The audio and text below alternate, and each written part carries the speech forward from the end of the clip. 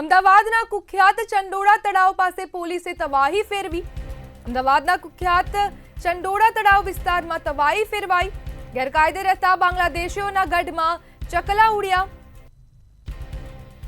Ahmedabad CP DCP સહિતના ઉચ્ચ અધિકારીઓ ચંડોળા તળાવ ખાતે પહોંચ્યા। સમાચાર અમદાવાદથી, જેમાં ચંડોળા વિસ્તારમાં તમામ ઘરોમાં તાળા લટકતા જોવા મળી રહ્યા છે। ટોરેન્ટ પાવરની ટીમ પણ વીજ જોડાણ કાપવા માટે પહોંચી।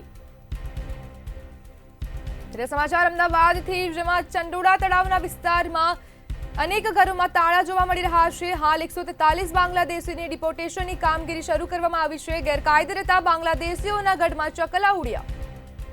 અમદાવાદ સીપી ડીસીપી સહિતના ઉચ્ચ અધિકારીઓ ચંડોળા તળાવ પાસે પહોંચ્યા। ચંડોળા વિસ્તારમાં તમામ ઘરોમાં તાળા લટકતા જોવા મળ્યા।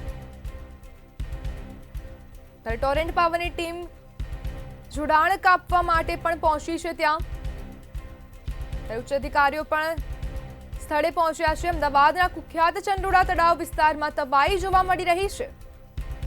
ગેરકાયદે રહેતા બાંગ્લાદેશીઓના ગઢમાં ચકલા ઉડ્યા।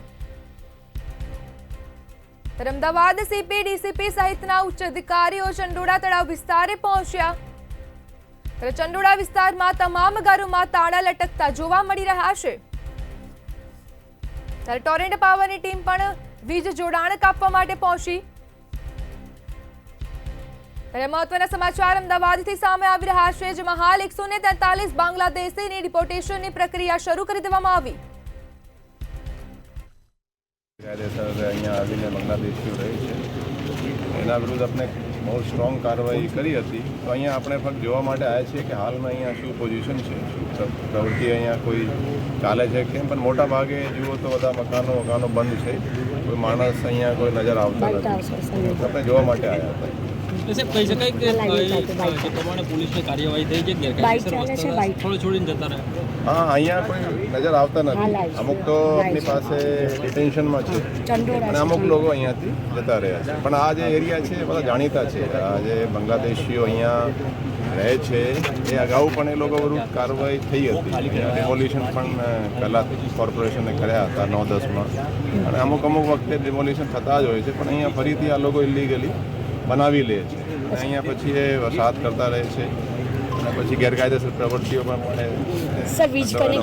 કોમિંગ ઓપરેશન કર્યા હતા અને ખાસ કરીને જે ઈશનપુરના ચંડોળા તળાવવાળા જે વિસ્તારમાં પોલીસ દ્વારા કોમિંગ ઓપરેશન હાથ ધરાયું હતું, એમાંથી આપણે અત્યાર સુધી કુલ 143 એટલે 143 ઇલીગલ ઇમિગ્રન્ટ્સ આપણે જાણવામાં મળ્યું છે અને એમની આગળની તજવીજ ચાલુ છે। અને જે બાકીના શકમન છે એમના અમે ડોક્યુમેન્ટ્સ ચકાસી રહ્યા છે। પોલીસ દ્વારા જુદા જુદા જાણવા જોગ દાખલ કરવામાં આવેલ છે, જેમાં પ્રાથમિક દૃષ્ટિએ અમુક લોકો પાસે ખોટા ડોક્યુમેન્ટ હોવાનું પ્રસ્થાપિત થાય છે। તેના ઉપર આગળ પોલીસ કાયદેસર કાર્યવાહી કરશે। સર, ખાસ કરીને જે પાસપોર્ટ વેરિફિકેશનની કામગીરી ચાલતી હતી તેમાં તપાસ દરમિયાન કઈ હકીકત સામે આવી છે કે કેમ?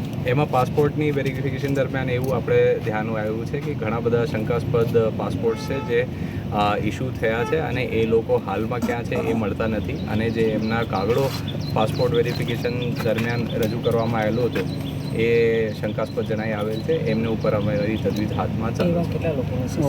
હાથમાં લગભગ આપણે છેલ્લા ઘણા વર્ષોના ભેગા કરીને આપણે લગભગ 500થી ઉપર જે પાસપોર્ટ છે એમની અમારી વેરિફિકેશન ચાલુ છે। એમાંથી જેટલા ખોટી રીતે મેળવ્યા હશે એમના ઉપર ગુનો દાખલ કરીને કડક પગલાં લેવામાં આવશે અને જે વેરીફાઈ થઈ જશે એ ઓકે રહેશે। 143 પછીના બીજી સંખ્યામાં શું છે એ આપણે તજવીજ ચાલુ છે। એમાં જુદા જુદા એજન્સીને લોકો પણ જુદા જુદા ઇન્ટરોગેશન કરી રહ્યા છે।